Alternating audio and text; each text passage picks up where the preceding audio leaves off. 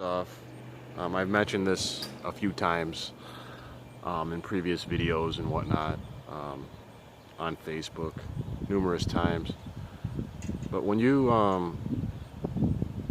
make that choice to go ahead and poison your children with tubes of toxin, coming through a needle, that's how usually they're done. Those tubes of toxic waste, they make your children dumb enough to believe anything. And it makes them dumb enough to go out and vote known criminals into office, and really dumb enough to fall for anything in life the rest of their life.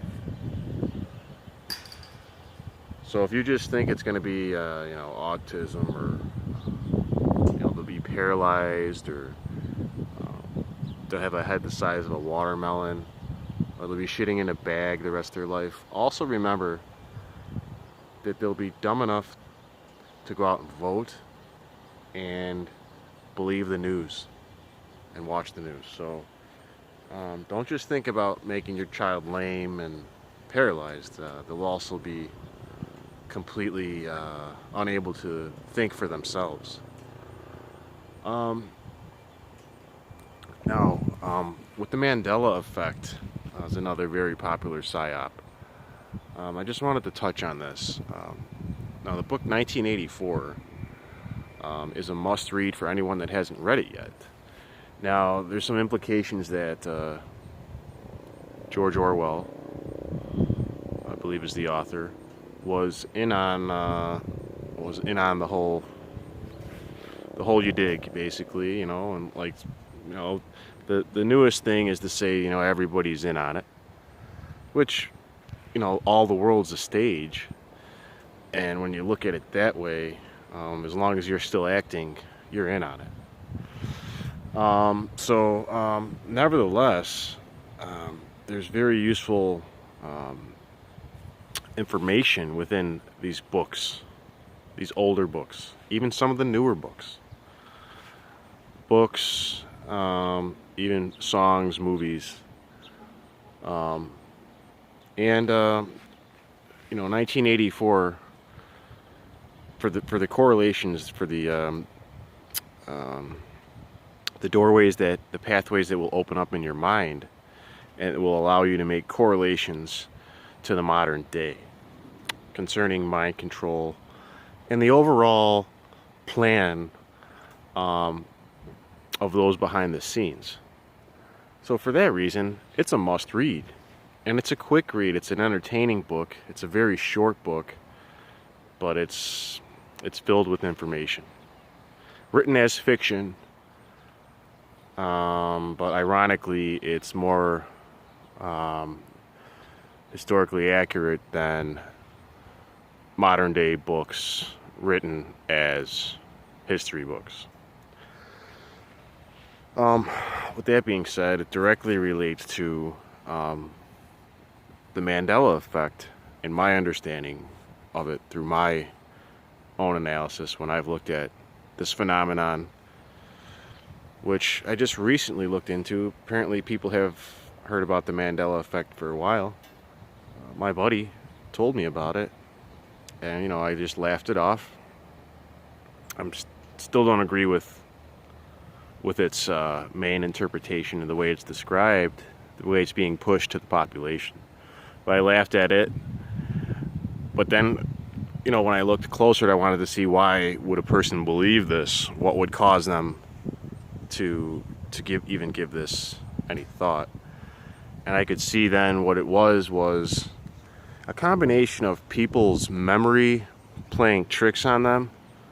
In other words, you remembering it similarly to how things were in that movie, in that story, or whatever the Mandela effect's based on. You remember it being a certain way, and now it's showing it up as being another way, because we have our own slang to things. This is part of the reason I'm going to tell you. We have our own way of understanding things, remembering things. There's a baseball movie, Field of Dreams. I think Kevin Costner. And in that movie, there's a part where it whispers to him. He hears a voice that says, "If you build it, they will come." So this is a perfect example of how Mandela effect works. Is they're trying to say that originally it said, "If you build it, they will come," but now it says, when you watch the movie, "If you build it, he will come." So my understanding of it is, it always said he will come.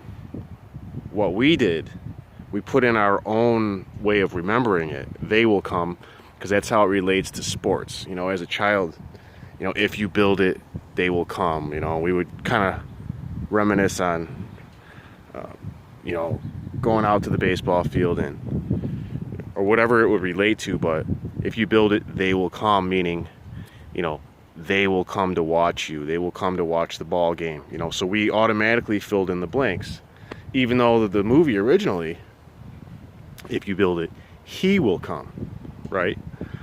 But we just kind of put in the word they. So we've always put the word they into place for it, because that's what the slang in society came about. Why is that? Probably because if you build it, they will come was a saying long before that movie existed, and still is today. The second part of explaining it in simple terms of why people think this is some kind of phenomenon where history itself is changing, that's because they are rewriting history. So that's the second part of it. They actually rewrite history. And that's, you're going to find that as one of the themes inside of the book 1984. You see, they're constantly rewriting history and removing events. So that's why it causes extra confusion and apparent proof of the Mandela effect, when in actuality they're simply changing names, changing events, as they've always done. The media can change it within, you know, real time. Also, after years passed, they're historically changed. You know, textbooks are changed and whatnot. So there's your other link to the Mandela effect. That's what's really happening. And that's why so many people have fallen for that. So this isn't Mandela effect, but certainly it's related, and it has to do with 1984. But it's also reality, because as I said, 1984 is describing reality for the most part. Our dictionaries have changed. You know, our dictionaries were a foot thick. Now they're a couple of inches thick. So our language is constantly being changed. All right, our words are being changed. So when you see things change, Mandela effect, that's because they did change them.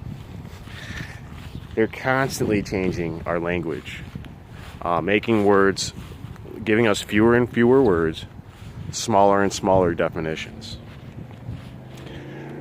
All right, so that's the other thing with that. See, that's the thing with this simulation. You're in the simulation. Look no further. You're in the matrix. You're in the computer. And it's physical. It's certainly physical, and there's certainly many things in this world that we can't see. Just the way a dog whistle works. The dog hears it, we can't hear it. Many things can be seen that we can't see. Tasted, smelled, that we can't taste and smell. You're in the matrix, make no mistake. This is it. And what really programs you to work within that matrix instead of reality is everybody you've ever come in contact with was also programmed. You know, and it happens through our schooling, our parents, our religious beliefs that were passed on to us, and just the vibe in the air of just people buying into this system. So there's the real Mandela, the real Matrix. And it's as simple as that.